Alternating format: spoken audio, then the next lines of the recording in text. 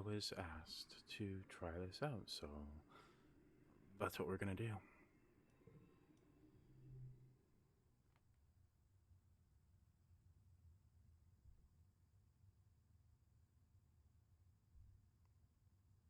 Yeah. Warning, this game deals with mature subjects and may not be suitable for all players. Please see our content warnings in the system menu for a detailed list of themes and events. I did look through that. This game can get pretty dark from what I've read. You wake to chaos, a confusion of light and heat and smoke. Fire. Your head is pounding. You must have hit it and blacked out, but you aren't sure how you got there. But what a vertumino is happening. There's something important you need to remember. Your stomach lurches as the floor crumbles beneath your feet and then collapses. Your body aches and your eyes burn from the smoke. A figure appears through the flames. It's your friend. Your friend? Wait, why can't you remember her name? She's gesturing and shouting at you, but all you can hear is ringing in your ears. I mean, yeah, climb out. You try to stand up, but one of your legs folds uselessly under you. It won't hold your weight. Your friend pulls you out of the rubble. She throws your arm over her shoulder and half drags you out toward the door.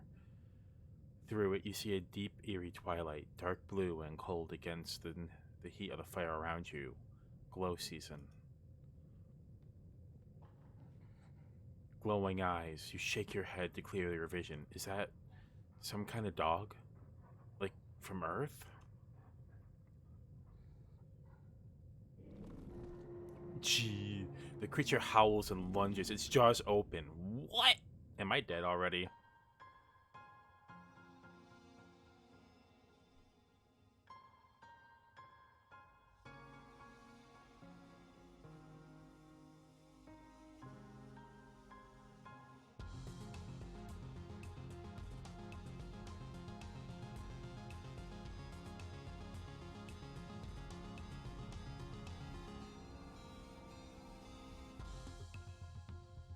You are born on the stratospheric, Earth's first colony ship, halfway through its 20-year voyage to the wormhole at the edge of the solar system.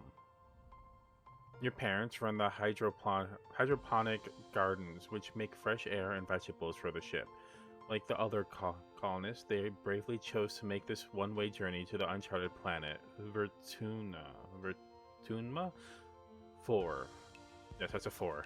In hope they could escape Earth's troubles. They had you the old-fashioned way, merging their genes like they merged their culture and traditions. They named you Solana, Solana, Solane, or something else. And kind of like this. Oh, I'm cute. You're a bright-eyed child with an active imagination. Sometimes you're too active, your mom says. Use your sliders to the left to choose pronouns and late teen appearance. These can be changed at any time. Like, how does it... Yeah, let's go with that. How does it actually change? Does it change?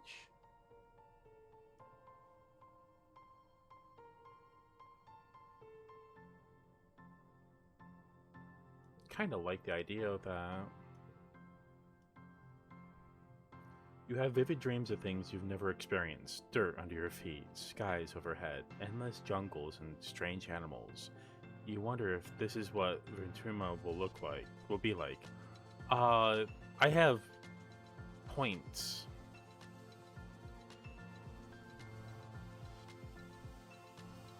Oh, hold on. What is this? What is this? Do I have stats? Looks like I do have stats. Checking the audio real quick. Okay, I'm still good. Every child on the stratospheric is given one genetic enhancement. By age 6, you see the first sign of yours. What do my eyes look like? Your eyes have both eagle and owl DNA, so you have superhuman long distance and night vision. Not only... Oh, I have dark vision! Not only can you see the way the hydro projector from the back of, not only can you see all the way to the hollow projector from the back of the classroom, but you can see Professor Hall's private hologram notes. Sometimes they say confidential, which is exciting, but you don't understand most of the big words. Oh, I didn't actually mean to pick it. Can I go? Oh, that's fine. That's fine. I wanted to see what what the rest of them were. Can I go back? I don't see an option for that.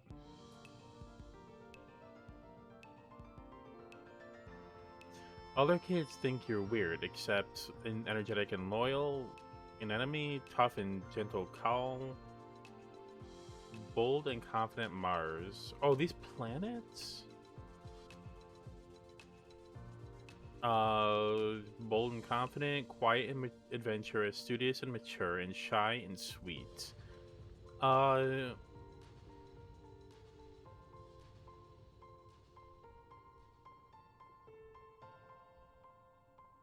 Let's be smart. Tangent is the kind girl who sits right up front by the hollow projector, and always has her hand in the air.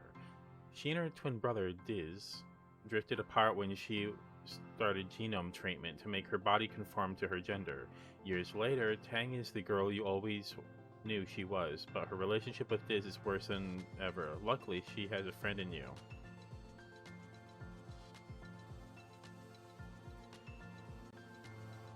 I mean, yeah. 10 years old when this ship finally reaches the wormhole. Professor Hull says it's like a doorway to other star systems, with the planet Venturma 4 and the other side. You run emergency drills for months to prepare. Can I change this? I don't have the option to. That's fine. At least now I know. When the day finally comes, it starts with the rumble. Then things start to slide off the tables. You hurry to gather near the escape pods, just in case. The emergency area is crowded with families. It's going to be fine, Celine. Your dad soothes. We'll be through the wormhole and down on the planet before you know it. Just like we practiced. Your mom gives a sharp and worried look. The red emergency lights switch on as a siren begins to sound somewhere distant in the ship. You try to breathe slowly like you were taught, but you're very scared. You look out the porthole. The stars are gone. When you're frightened, you... Oh, I can't... Oh, it's because of what I chose. Interesting. Get in touch with your emotions. You bawl like a baby. It feels accurate. You bawl like a baby. It feels good. You're the only one. Nearby, your classmate Tammy has tears streaming. You aren't the only one. Nearby, your classmate Tammy has tears streaming down her cheeks. Mars is quietly trying to console her. Oh, that interesting. Okay. She sighs, and as you're crying, makes Tammy wail even more loudly.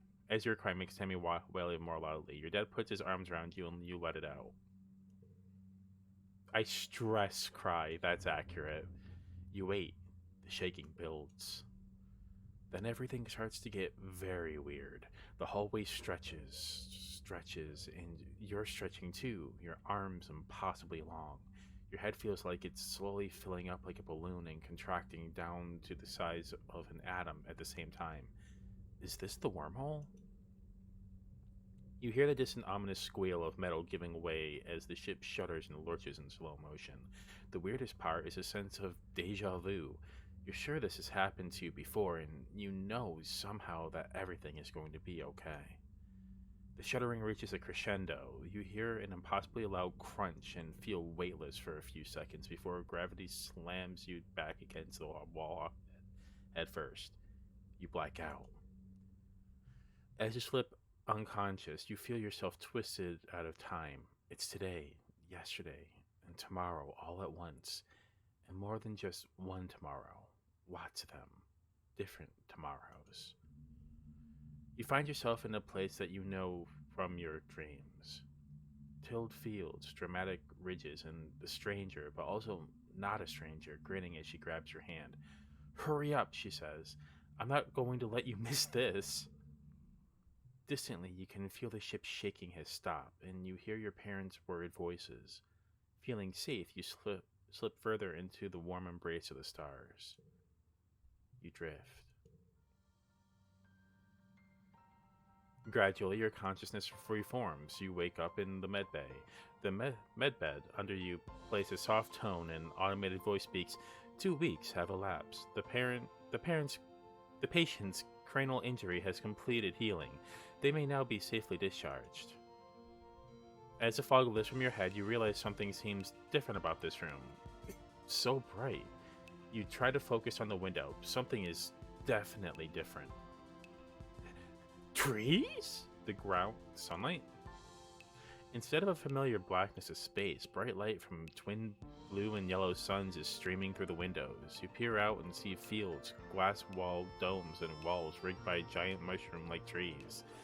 There are construction materials everywhere, and people walking around outside, on the ground. You better get out and join them. I don't trust like that. Oh. Oh, this is adorable. What is...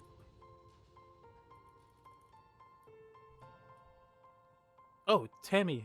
Oh, Tammy jumps as you step out of the ship's quarters behind you. You're awake. Are you all better? You better go see your dad. She points southeast toward the geodesic domes. To walk, click on the ground. Click on the characters to talk to them. Well, see, I can also use WASD, thankfully.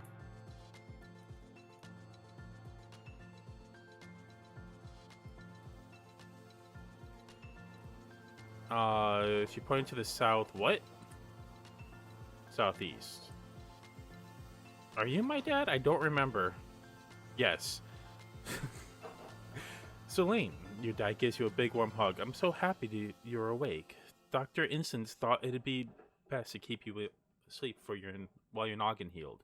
Your mother and I thought you might be asleep. Oh, you might sleep away the whole year, my snoozy little gooseberry. He checks your head and looks relieved. He's clearly very worried about you, but covers it with jokes and smiles. He's so embarrassing. No, Dade. Welcome to Vertuma, he says, gesturing around you. You've never seen the stratospheric from the outside, except in pictures. The ship has been separated into and parts taken off to form other bridges and big wall around the whole colony. The alien jungle creeps out from the wall. Only the geodesic greenhouses pass outside it, dotting their way up the hill. Yeah, how did you do it? Like, they said I was only out for like a week, maybe 2. How did they do this so fast? You've been asleep for weeks, my dear Aubergine. Aubergine? Yes, he says. And the geodesic greenhouses practically put themselves up. But some of this is only a quick temporary solution, he admits. We'll be growing and improving things. One day, our little colony will be as big as a whole city. Sorry, it's tough to read right now. Oh, before I forget, he pulls a package out from his satchel and hands it to you. You blink and stare at it blankly. Don't you know what day it is? He asks. You honestly don't. You remind him that you've been asleep in medbay. Happy birthday, he shouts, wrapping you in a warm hug. Your birthday already? You feel a dizzying sense of deja vu. You stare hard at the wrapped package. You know exactly what is in there. You remember it. No, you dreamed about this package some years ago in the ship. Inside will be a small medallion in the shape of a sun that your dad made by hand. I mean, open the package, obviously. Don't be rude. How did you know what this is? Did know this? It's exactly as you imagined it, as you dreamed. A feeling of panic rises in your throat. You shake your hands, but how? Your dad notices. Are you okay, Celine? He snaps his fingers. Dr. Instance shouldn't have let you out so early. Sometimes those sleeping meds can take a while to wear off. They might make your head feel funny for a few hours. You nod. Maybe that's all it is. Someone shouts your dad's name. Listen, I'm sorry, Celine, he says, but I gotta get back to work. There was an accident when we landed, and He stopped himself. Don't worry, we're going to fix it, your mother and I. Professor Hall is expecting you in class if you're feeling up to it, your dad says, pointing west to the engineering wing in the rear end of the bisected ship. Then he points to the large doors you came out of earlier. Or you can relax in your quarters until you're feeling better. We'll talk later tonight, he says, then kisses the top of your forehead and ruffles your hair. Have a wonderful birthday, Celine. I love you. Give him a thumbs up. Cool. No, love you too, Dade. To enter buildings, click the door on the then choose the activity. Done. Okay, let's go to hi. You see Diz. Oh, this is the one I don't get along with. You see Diz sitting on the ground beside some bushes. Wait! Oops. Then go back up. Nope! I can't. You imagine something crashing through the memories? Nope. Not character traits. Oh, I can. You see Diz sitting on the ground beside some bushes. He's hiding from... Is he hiding from somebody? He seems to be watching the gate in the wall to the south where grown-ups are coming and going. Kids aren't allowed to pass the walls, he says quietly without looking up. They say there's nothing to be afraid of, but then why do we need walls? You stare at the gate and have a sudden rush of memories, so strong that you think you might faint. You imagine something crashing through the wall, something enormous, dark, and wiggly. For years in space, you've had half-remembered nightmares of monsters of your ship being destroyed, of sifting through wreckage that used to be your home, trying to find something. Dad always told you the dreams weren't real. Breaking from your daydream, Diz whispers, I think there are monsters out there. Our parents will keep us safe.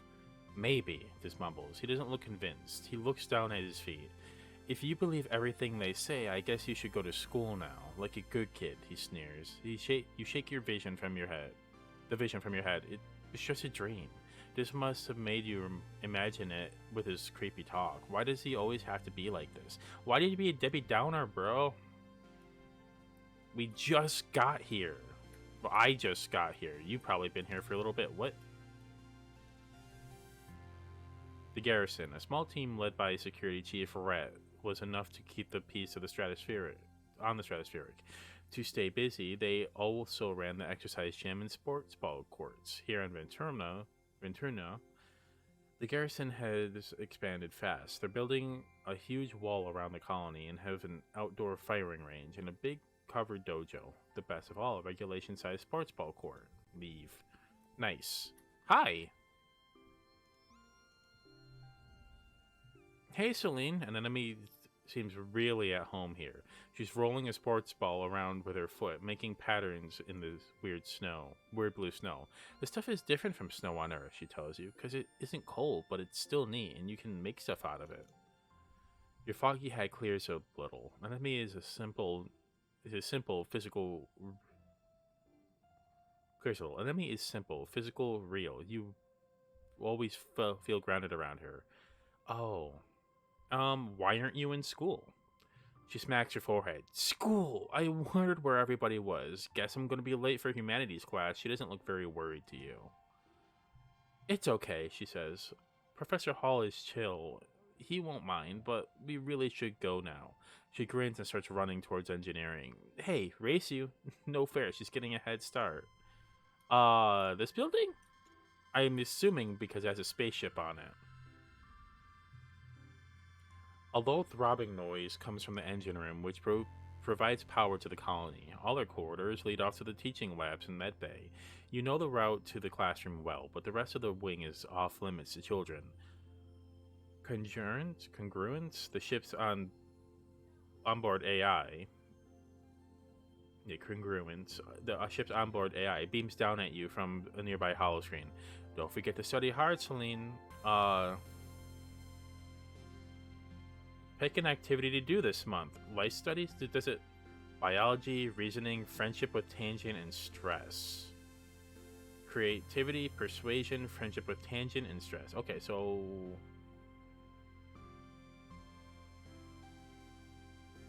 let's do humanities today. Welcome, Celine. Professor Hal greets you. I hope you're all warmed up and ready to study the glorious humanities, history, literature, language, and media, and philosophy. And yes, if you're lucky, we'll have a little ancient Earth poetry too. He seems excited about the last bit. By the way, if anyone is interested in taking engineering classes, please register through Congruent's scheduling system when you have a chance. She'll be helping me teach them. Today's assignment is an easy one, Hal says with a yawn, because I was up late repairing Congruent's subterminal and I could use a nap. I'd like you to write an essay on what the Venturmo colony means to you. Doodle instead of writing? I could just slack off. Yeah, nice. I mean, we're supposed to be a smart kid, so you list all the key words you can think of to describe an ideal government. Did you say freedom yet? Although you aren't totally sure if the colony's government is a real democracy, you know the council votes on everything. Votes on the things, but you don't get to vote. And who chooses the council members anyway? The governor? Who chooses the governor? The council? You may just be a kid, but you can tell you're missing something here. Yeah, creativity. I'm a creative, smart person. I don't. Huh? When you work or go to class, you'll play a quick card challenge as the month passes. Move cards to fill five panes and make the best hand you can. The order matters. So blue, yellow. I said blue. Red, yellow, red, blue, blue. If your total in the circle to the right reaches the goal within the value, you win. Interesting. So my goal, depending on your cards, some challenges can't be won, but you can still get a reward for doing your best. Huh. Bonus for pairs of the same number together. So that's okay. Interesting. Bonus for straights. The more cards in a flush pair or straight, the higher the bonus. So it's like poker rules, kind of. I need 7. How?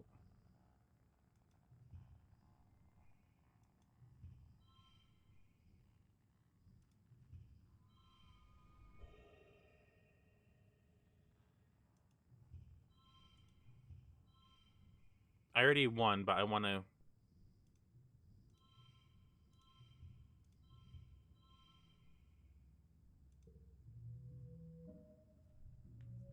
I want big wins. I don't know.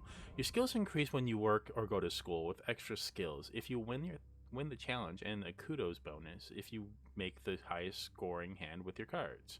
Working also increases stress, which prevents you from working if it reaches 100. To relieve stress, take a month off to relax in the quarter swing. I can enter friendship with Tangent. I mean, that's nice.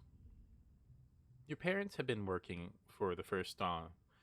Your parents have been working from the first dawn to well after dinner every day. You know growing food is an important job and it's vital to get the crops in the ground right away. But there seems to be something more than that. It's such a change from growing up on the stratospheric. When you saw them all the time, you stay up and wait for them at night before going to bed. You can tell they're exhausted. They make an effort to spend time with you. I'm sorry we haven't seen much of you, little gooseberry, he says. Your mom watches you as she works a pebble out of her gardening tiller, which also serves as a crutch. How have you been holding up? I learned some stuff at school. I'm glad to hear that, your mom says. I want you to study hard, work hard, and stay out of trouble. I mean, no promises, Mom. Your dad smiles, and Professor Howell will give you kudos if you get good grades. You can spend those at the depot once a week. Are they like affection points? I don't know. You know, says your dad, raising an eyebrow at your mom. I think there are lots of ways to learn, and school is just one of them. You can learn from working on a hobby or by helping a friend. Your mom shakes her head and sighs, though you can tell she's trying to put on a gentle expression. We both agree that this colony is an experiment, and that means we're going to do things differently than on Earth. You're old enough now to start making your own decisions and about your education and future. And if that means you find your own way, we'll accept that. Your dad puts a hand on your shoulder. We'll be proud of you no matter what you do. Try talking to your friends, then they may have ideas for how you can spend time with them. And come by geoponics, your mom adds. We could use some help. Unlock shoveling dirt. Every teenager loves a child shovel dirt. Oh, that's a cute animation.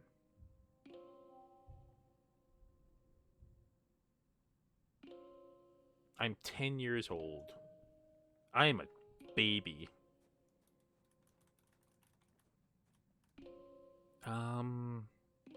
What is this? Oh, this is a living quarters. No. Where are my friends? They all abandoned me. Oh, there's one of my friends. An enemy is bumping a sports ball with her wrist, trying to keep it in the air. Heads up, she shouts and bumps a ball in your direction. Think fast. Look out, a ball is flying towards you. I can't do a trick. Here. You bounce the ball back and forth with her, trying to see how many times you can rally and keep it going. An enemy tells you about the new sports ball court, a proper regulation-sized court way bigger than the little 0G one in the stratospheric. Her brother Com is coaching the junior sports ball team this year.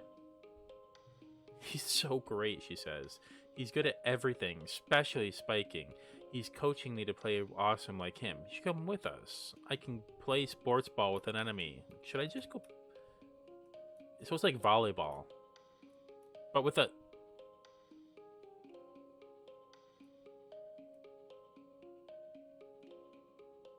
Looks like frickin' Quidditch up in here. Volleyball Quidditch.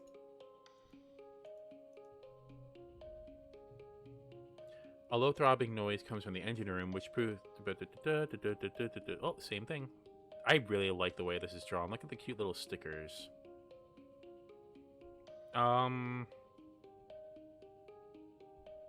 We already did humanities. Let's do study life sciences. Good afternoon, my burgeoning biologist and an up-and-coming chemist. Professor Howell welcomes you back to your old classroom. This afternoon, we'll learn what it's like to call the wet sciences. What? He gestures to his hollow projected lesson plan. Biology, chemistry, medicine, ecology, and geology. Oh, okay. You learn a little of everything with opportunities for further study in your favorite field. If you're looking for something a little drier, try registering for engineering classes. My goal is 9.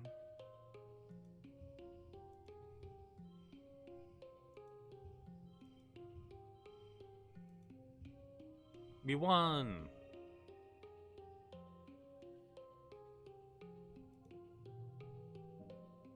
You worked well this month, and I get more friendship with Tangent. I want to actually talk to them. My empathy is way up.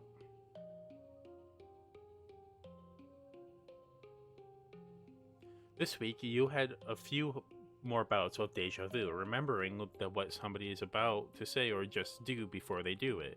Something they actually do. Sometimes they actually do it, but not always. This morning, you were sure Professor Howell was going to trip on the uneven floor in the cafeteria and spill his plate of hash browns. You even told Ms. Mars to watch. He didn't, though. As Professor Howell walked away, his hash browns safe for today, Mars called you a liar and a dummy. Rude? At night, your dreams are all mixed up with stuff that you know can't be real. You're chased by monsters the size of buildings, only to be saved by strange people you've never met. You're holding hands with someone you love. You're crying as you help lift a shredded body into the colony recycler. Everything seems so familiar, but when you try to recall their faces when you wake up, they're smeared in your memory like wet paint. But what if? What if those things haven't happened yet, but they will someday? Anytime you try to tell someone, they think you're playing a trick, or that you're sick and need to go to the med bay. You eventually decide to stay quiet about your strange dreams. Why? I don't want to worry people. Your parents have so much on their minds already. You have a feeling that something is happening in geoponics that they don't want you to know. You don't understand it, but when they come home at night, they look really sad. You don't want to make them that worse. If you just if you just keep going to classes and staying out of trouble, it'll be easier for everyone, yourself included.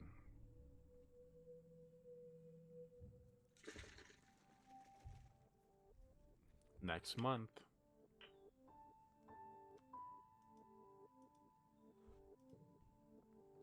Oh, hey, I can talk to her now. Before I do,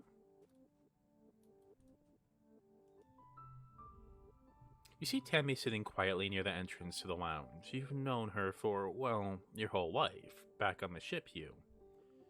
Uh, she's too sweet to tease. I'm a smart person, so I studied. Tammy was awful, just awful at history. Earth history, not biology. She thought Europe was the name of the English queen, and the Pacific was a famous ceasefire treaty. Facts go in one of her huge ears and back out the other. I love the fact she looks like an elf. No matter how hard you tried, she never seemed to improve. Her ears perk up. Hopefully, she sees you. Hello, Celine. I was hoping. Could you help me with some homework? Yeah. Oh, thank you. She bounces up and down. You spend a couple hours trying to teach her the difference between exothermic and endothermic reactions. One makes heat, the other absorbs it. Why is this so hard for her to understand? The thing is, Tammy never loses heart, and fails a test. When she fails a test or gets an answer wrong, it's inspiring, even though sometimes you feel like you get dumber after studying with her. Aw, she's sweet. I've already spoke to you. I haven't spoke to you yet. I've already spoke to you. You're a Debbie Downer. Let's talk to you. Apparently, you're somebody of interest. Tangent is hunched over her hollow palm, frowning and poking angrily at the air. She speaks without looking up at you. Professor Hall wants us to prep a list of native flora and with pictures. There should be a catalog on the colony HoloNet, but I can't find it anywhere.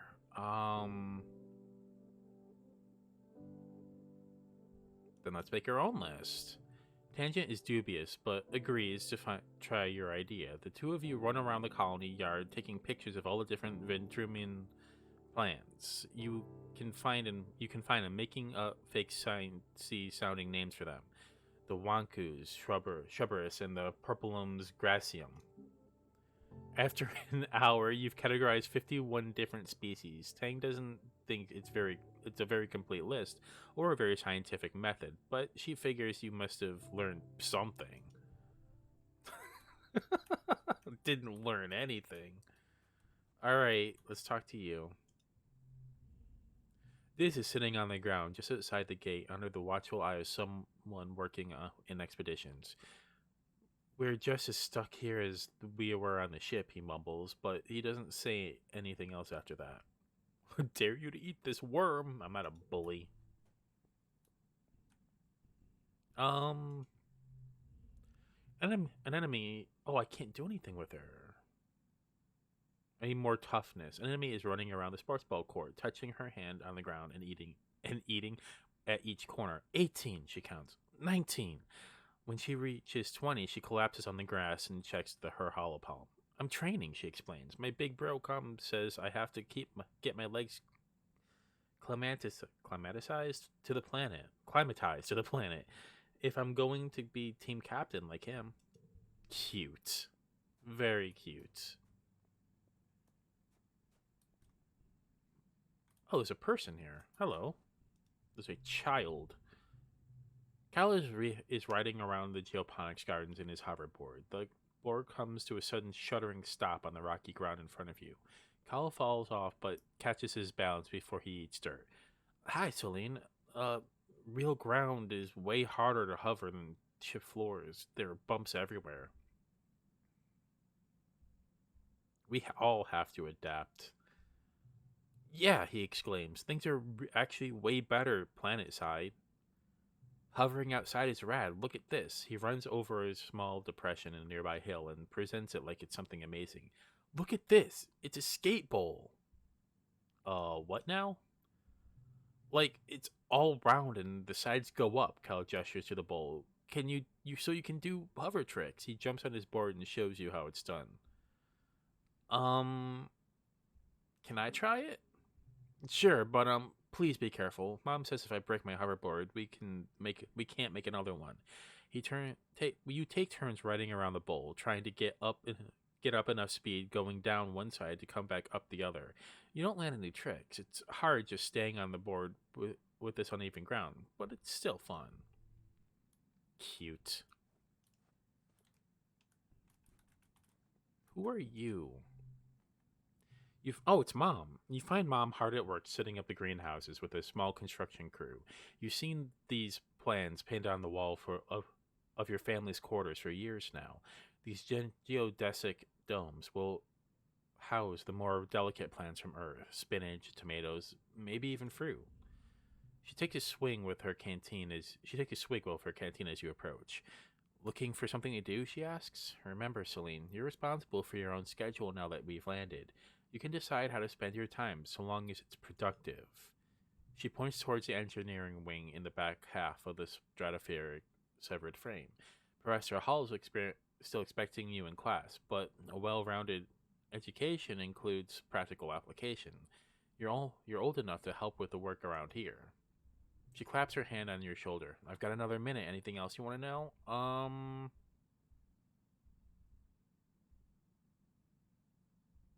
What are you doing in geoponics? She looks down and nudges at a sprout growing between her feet. It's green, the color of Earth's plants. We're doing our best, she says, but it hasn't been easy. I just hope the potatoes and corn can handle the weather here, she says, glancing up at the sky. I hear it rains like hell in the wet season. She takes a long look at you and up and down. You're growing fast, Celine, but you're still too young for real farming. Instead, well, there's a lot of soil that needs to be hauled. I don't want to dig holes. um. Okay, bye. Let's talk to Dad. Dad's exciting. Hello, my little potato. Your dad exclaims, smiling warmly. What have you been up to today? Hanging with friends. That's a call. That Cal is a good boy, he says. And have you seen an enemy? She's been out by the garrison playing sports ball. I think you spend every day outside since we landed. He chuckles to himself. Guess that's what happens when you've got enough brothers to make your own sports ball team. He breathes deeply and looks around, slowly around. Rentruma is magnificent, isn't it? You nod. Seasons, he shouts, throwing his hands wide. I missed seasons. Back on Earth, it got much, much colder, and the snow wasn't half as pretty as our spark snow. Spark snow is electrical? He sighs, stretching. You just wait until dust season. Both the suns will be high in the sky, and it'll be real hot. Then you'll see. Spark snow. That's a pretty name. Let's go to school. Register for engineering class. That's something that we would do. Using Congruent's HoloNet scheduling system is almost like a test on its own. You feel like a hacker navigating the confusing interface, but manage to add your name to the list of drop-in students. You're now eligible to join Tangent and some other older students in engineering class. Unlock study. Nice. We didn't. Let's go to engineering. Professor Howell rubs his hands together as he waits for the class to settle down. He's in a great mood. This must be his favorite subject to teach. If biology and chemistry are the wet sciences, then engineering must be a dry one. But believe me, this class definitely won't be dry. He winks. It's weird. We'll also be learning math, physics, computing, robotics, architecture, and astronomy. Tangent raises her hand. Will we also be learning about nuclear engineering? She asks. Professor Hall nods. Yes, at a beginner level, we'll have an overview of atomic theory and take a field trip to the engine room to learn how our ship's nuclear reactor works to power the colony. Um, Looking for more difficulty? The harder card challenge option will keep you on your toes. Want to focus on the story? No, we're gonna do card challenges because I'm not doing harder ones. We just learned this done. Eagle eyes, crawling.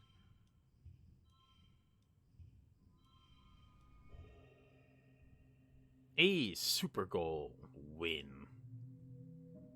You worked well this month. We're so good.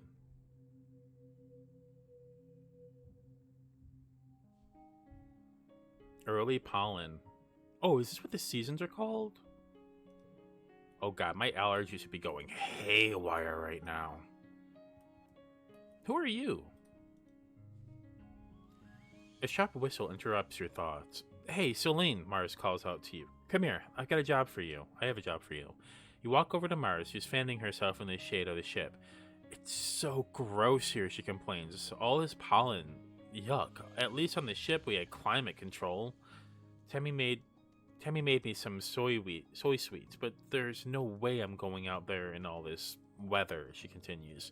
Since you like running around in it, could you fetch him for me? I mean, sure, why not? Good, Mars claps. I saw her with Cal earlier. Finally, he got her to leave the ship and go outside. I bet she's terrified. Aw. There's an egg here. Can I have it? I need a break. I found an egg. I need a break soon. Am I just getting tired?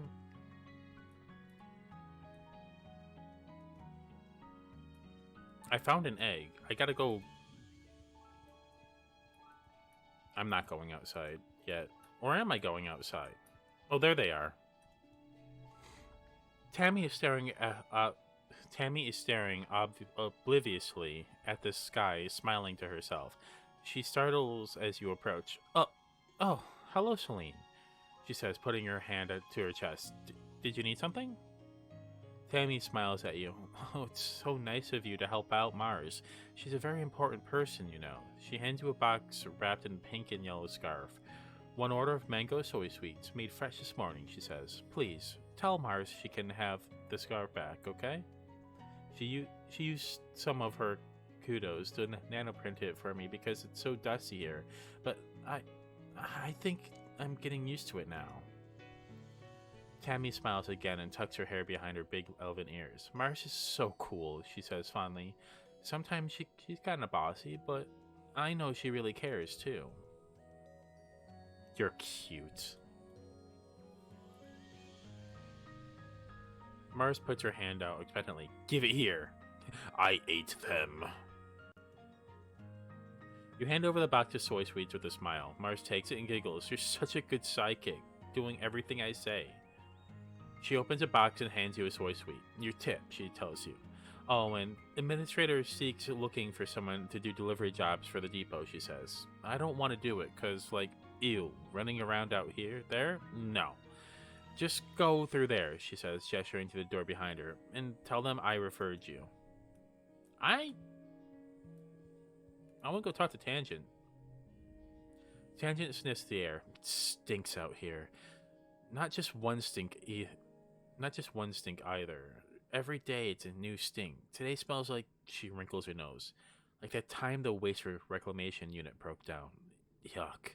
You haven't noticed the smell. She sure is sensitive, or maybe she just likes the stale air inside the ship better. Here, I have something for you. Do I? Oh, I have an egg.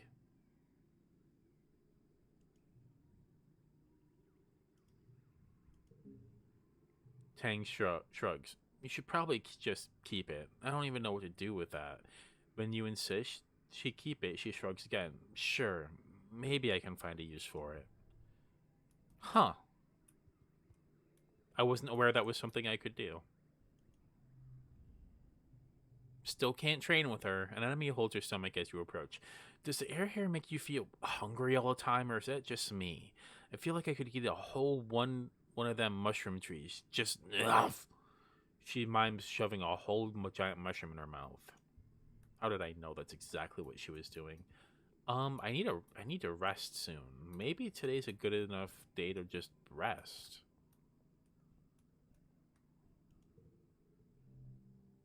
The ship's quarters are where everyone sleeps, eats, and hangs out. The private bathrooms are small. You share one with your parents, so colonists spend most of their time in the big common area.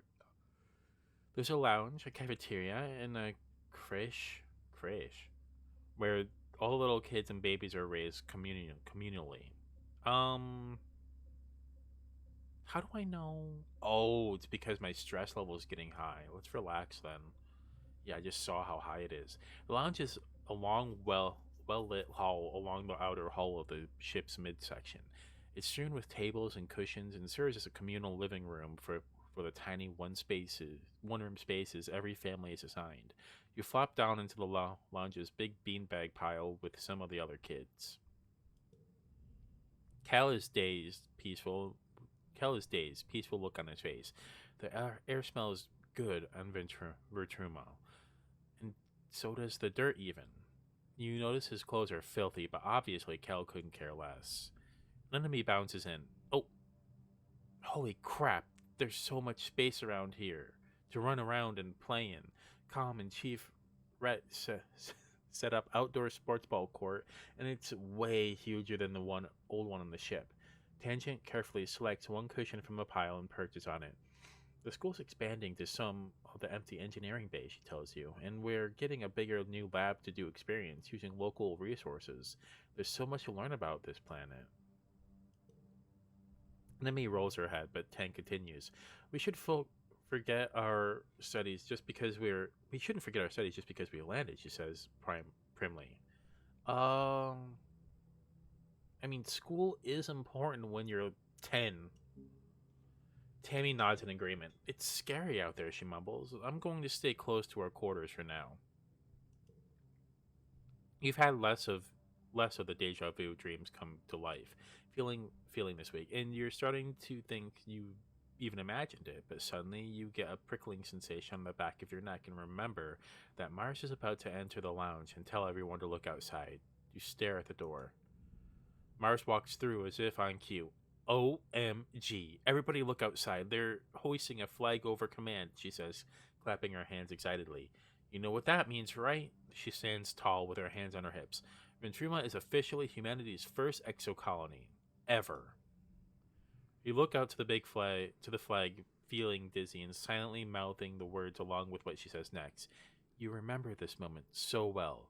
This is history, kid, she exclaims, wrapping Enemy and Tangent under each arm. And we're here, and we were there. You took a month off. Nice. No! I don't want to forget things.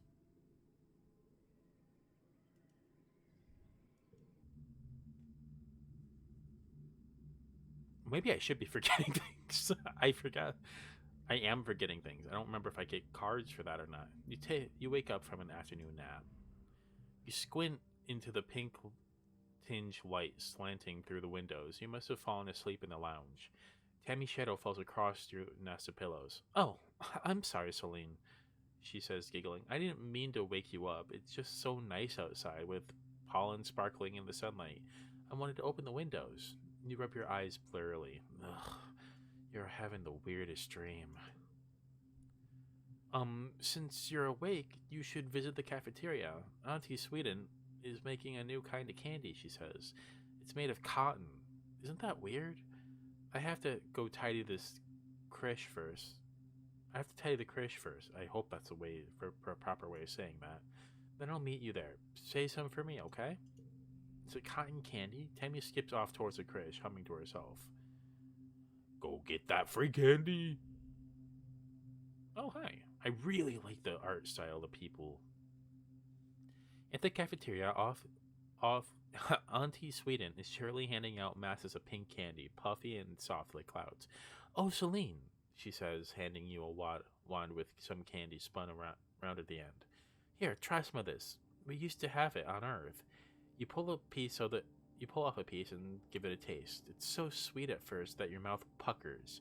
You've never tasted anything so sweet and so real. It's not at all like the soydents that the kitchen nanoprinter can make.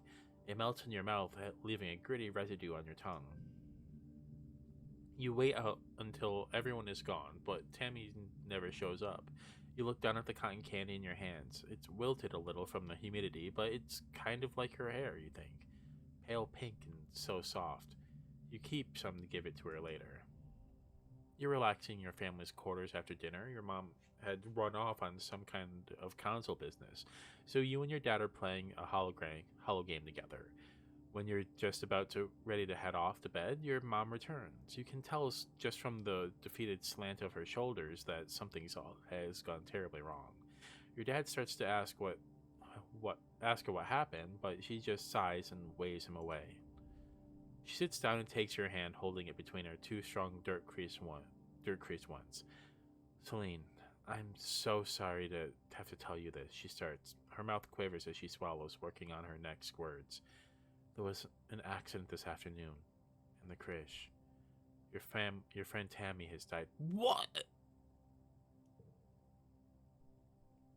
What? You try to understand the words. Tammy? Dead? That's not possible. You suddenly remember the cotton candy you were saving to give Tammy. Pink and fluffy, just like her hair. You put your hand in your pocket to get it, but what comes out is a sticky dark red clump of hard goo. You stare at it, your mind blank. Your mom tells you as simply as possible that Tammy was killed by an electric shock from a broken holoprojector. It was just an accident. You press her for more of an explanation. A little girl is dead, someone you grown up with, someone so much like you. She wasn't sick or anything. You just saw her this morning. She was right there. Why? Your mom's eyes are sad as she tells you, sometimes there's just no reason why. Well, Frig. I really liked her too. I was hoping I'd get to see her as an adolescent, like a teenager. I was hoping that we'd actually have an opportunity to grow up together. She's one of the few smart ones, like me, and I'm just sad now. Cal is sitting in your mom's flower garden with his face in his hands. He's clearly been crying all morning and probably all of yesterday too. He and Tammy were really close. Whenever you guys used to play house in the creche, Tammy was always the mommy and Cal was always the daddy. Even though you were just little kids, you all kind of always giggled about how obviously they were going to be together forever, like a princess and a knight.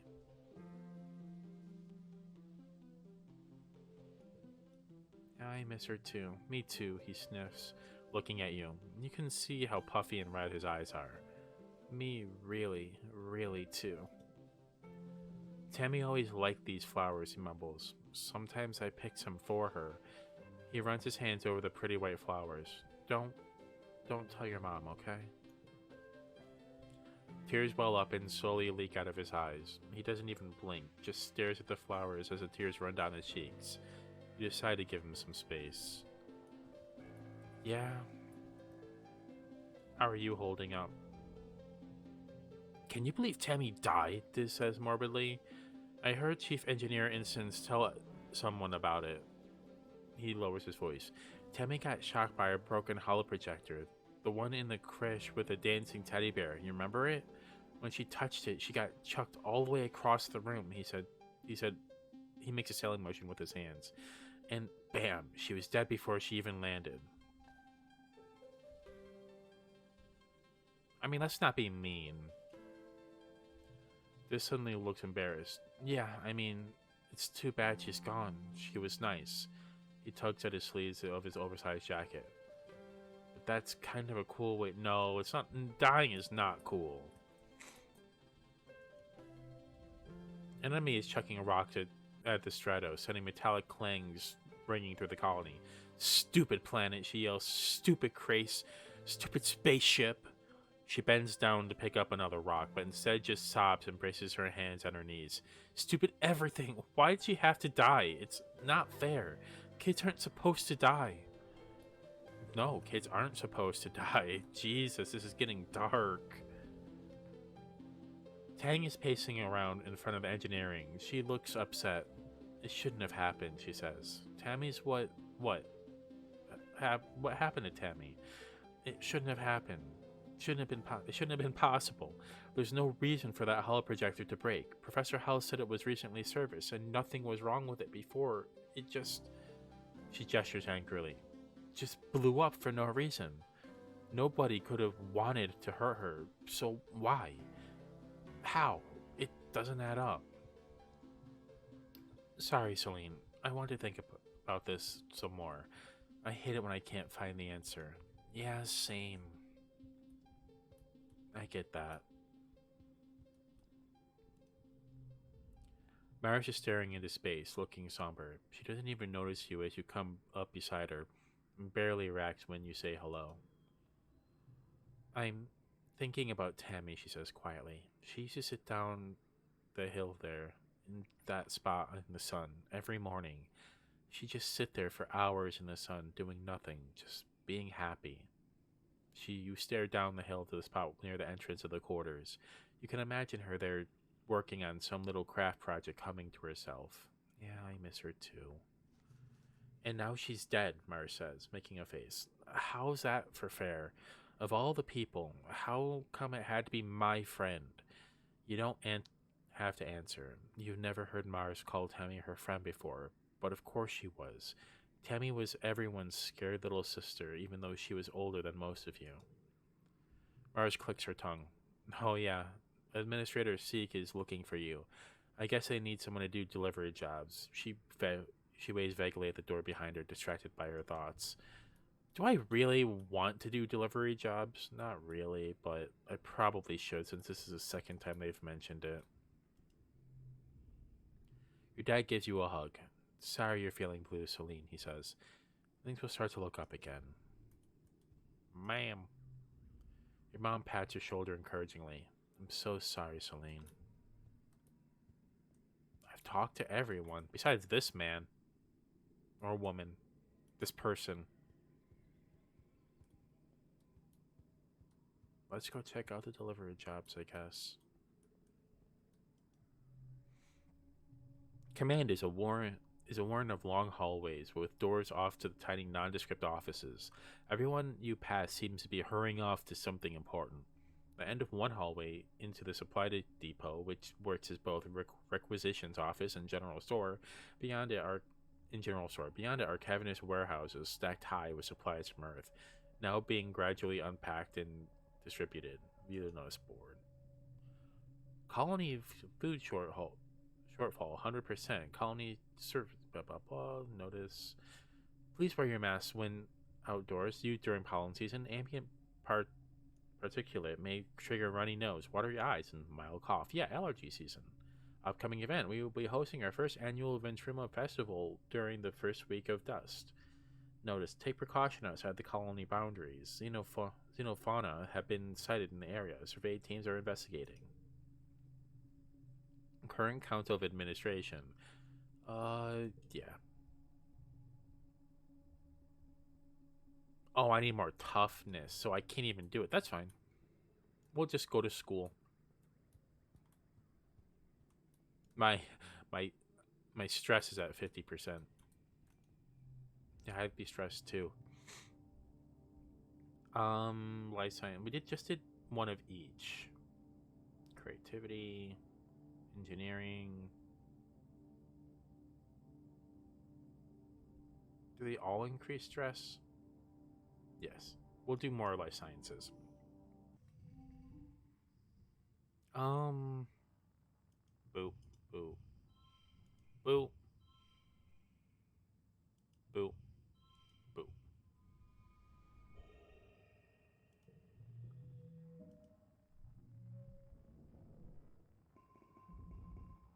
Nice. The colony is going to hold a funeral for Tammy. Do you want to attend? If you don't feel up for it, you should just skip it and take the month off instead. Or you could get back to work. I mean, yes. Tammy who? What the? The colonists gather in the recycling room, bringing organics down here to be recycled. Bringing organics down here to be recycled here is one of your chores, but you've only come here for a funeral twice. Both times the colonists had passed away from natural causes during the 20-year-long journey to Earth from Earth.